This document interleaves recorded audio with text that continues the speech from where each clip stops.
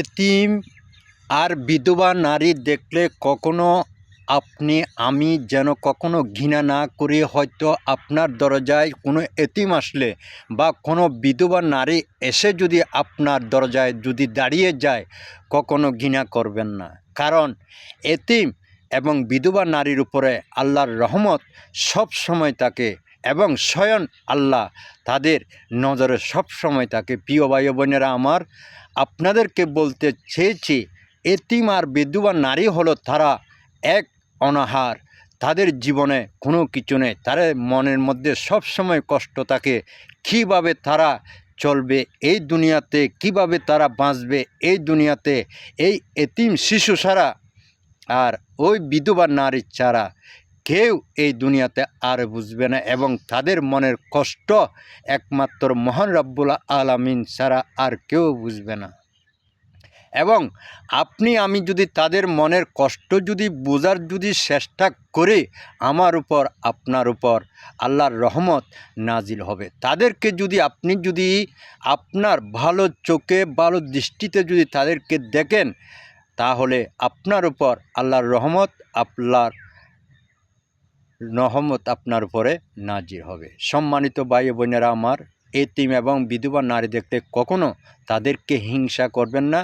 যতটুকু পারেন ওই বিধবা নারীকে এবং ওই এতিম সন্তানকে সহযোগিতা করবেন এবং খোঁজখবর রাখবেন। যদি আপনার বাড়ির আশেপাশে এরকম কোনো বিধবা নারী যদি থেকে থাকে বা কোনো এতিম সন্তান যদি থাকে, তাদের খোঁজখবর নেবেন। যদিও খোঁজখবর নেন, আল্লাহ মহান রব্বুল আলামিন আপনার খোঁজখবর নেবে, এবং এটা একদম 100% শিওর।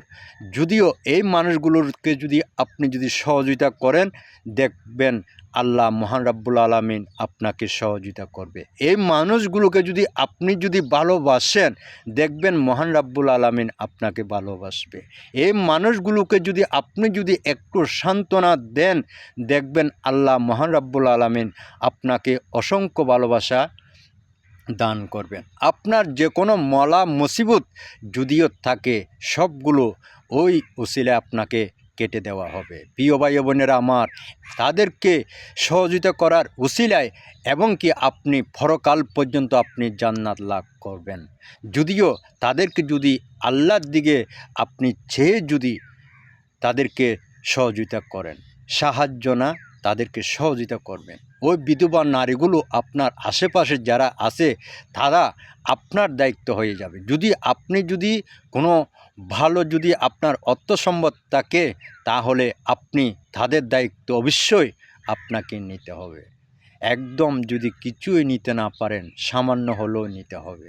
তাদেরকে যতটুকু পারেন ওই বিধবা এবং এতিমকে আপনারা পারলে একটু সহযোগিতা করবেন। যদি না পারেন, কখনও তাদেরকে গালি দিয়ে কথা বলবেন না। তাদের মনে যদি কষ্ট লাগে, আল্লাহর আশ্রম আলো পর্যন্ত কাঁপবে। কারণ আজকে আপনি এতিম নন, কালকে আপনিও এতিম হয়ে যেতে পারেন। হয়তো আপনার সন্তান এতিম হয়ে যেতে পারে, হয়তো আপনিও এতিম বিধবা হয়ে যেতে পারেন। এটা কোনো গ্যারেন্টি নাই। আজকে আপনার অনেক ক্ষমতাবান, আজকে আপনি অনেক টাকাওয়ালা, কালকে আপনার নাও থাকতে পারে, কালকে আপনার সবগুলো চলে যেতে পারে।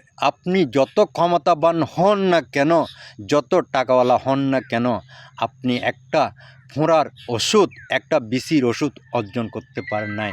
একটা বিসি যদি আপনার শরীরে যদি আল্লাহ পাক রব্বুল আমিন যদি প্রবেশ করায় দেন, ওই বিসির ওষুধ সারা পৃথিবীর টাকা আপনি বিক্রি করে দেবেন, কিন্তু ওষুধের পয়সা হবে না। সুতরাং সেই কথা মনে রেখে আপনারা ওই বিধবা নারী, ওই বিধবা এতিম সন্তানকে আপনারা একটু সহযোগিতা করবেন।